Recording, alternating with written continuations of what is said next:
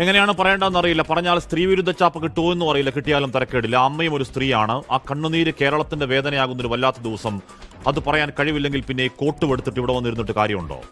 വീടിന്റെ ഉമ്മറ തകാലത്തിൽ അവസാന യാത്രയ്ക്ക് ഒരുങ്ങി കിടന്നവന്റെ ജന്മദിനം ഇന്നലെയായിരുന്നു. പ്രായം കേവലം 42 ഉള്ളൂ. ആ താടി കൂട്ടിക്കെട്ടി ചേതനയില്ലാത്ത മുഖത്തേക്ക് നോക്കി, മുത്തേ നിന്റെ മുഖമൊക്കെ മാറിപ്പോയല്ലോടാ മോനെ എന്ന് വേദനിക്കുന്ന ഒരു പെറ്റവയറിന്റെ വേദന കണ്ടു നിൽക്കാവതാണോ? ലോകത്തിലെ ഏറ്റവും വലിയ വേദനയുടെ പേര് അമ്മയുടെ പുത്രദുഃഖമെന്നാണ്.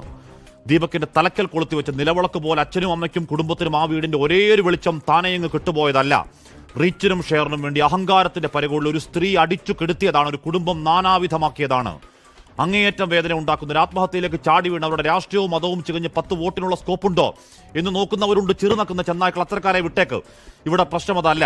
അക്കാലം അത്രയും എല്ലാവരും നല്ലതു മാത്രം പറഞ്ഞൊരാൾ, രാവന്തിയോളം കഷ്ടപ്പെട്ട് അധ്വാനിച്ച് കുടുംബത്തിന് വേണ്ടി ജീവിച്ചൊരുത്തനെ സോഷ്യൽ മീഡിയ കമ്പോളത്തിന് വേണ്ടി സൈബർ ആൾക്കൂട്ടക്കൊലയിൽ തൂക്കിവിറ്റ് കഴിവേറ്റിയതാണ്. നവീൻ ബാബുവിന്റെ കാര്യത്തിൽ എപ്പോഴും പറഞ്ഞതുപോലെ മരിച്ചുപോയവർക്ക് വേണ്ടി ആഞ്ഞുവാദിക്കൽ ഉത്തരവാദിത്തമെന്ന ബോധ്യത്തിൽ മാത്രമല്ല, വീഡിയോ പലയാവർത്തി കണ്ട ബോധ്യത്തിൽ പറയുന്നു. ആ യുവാവ് 110% നിരപരാധി.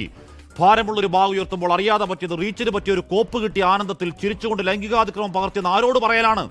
ആദ്യമിട്ടൊരു വീഡിയോ എറിച്ചില്ല, പിന്നെ ആ സ്ലോ മോഷൻ പല ആംഗിളിൽ എഡിറ്റ് ചെയ്ത് സാരോപദേശം തള്ളിക്കയറ്റിയ വീഡിയോ ഇന്നലെ അപ്പോൾ 27 ലക്ഷം പേര് കണ്ടെങ്കിൽ ഒരുത്തനെ പച്ചക്ക് വെട്ടിക്കീറി ഇറച്ചി കഷ്ണം വിൽപ്പനയ്ക്ക് വെച്ചതിന്റെ കൂലിയാണ്.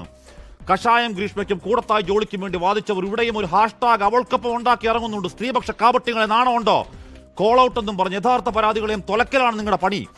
ശരിയായ പരാതിയിൽ ആർജവത്തോട് അവൾക്കൊപ്പമാണ്. പക്ഷേ ഈ വ്യാജങ്ങളെ, സോഷ്യൽ മീഡിയ കോണ്ടന്റ് അപരാധങ്ങളെ സ്ത്രീ സമൂഹം ചെറുക്കുന്നില്ലെങ്കിൽ ഇനിയും അച്ഛനും മക്കളും ഭർത്താവും അടക്കം മച്ചകത്ത് തൂങ്ങിയാടും വേട്ടക്കിരകൾ, ആൺശവങ്ങൾ.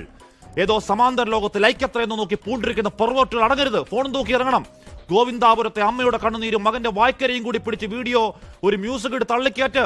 അങ്ങോട്ട് കുത്തിക്കയറട്ടെ, ലൈക്കും ഷെയറും തീരട്ടെ നിന്റെയൊക്കെ മുടിഞ്ഞ ആർത്തി. പ്രിയ പ്രേക്ഷകർക്ക് എൻകൗണ്ടറിലേക്ക് സ്വാഗതം. ലോകത്തെവിടെയായാലും ഏത് സമയത്തും 24 വാർത്തകളും ഓഗ്മെന്റഡ് റിയാലിറ്റി പാക്കേജുകളും എക്സ്പ്ലെയിനറുകളും വിശദമായി കാണാൻ ഞങ്ങളുടെ യൂട്യൂബ് ചാനൽ നിങ്ങൾക്ക് സബ്സ്ക്രൈബ് ചെയ്യാം.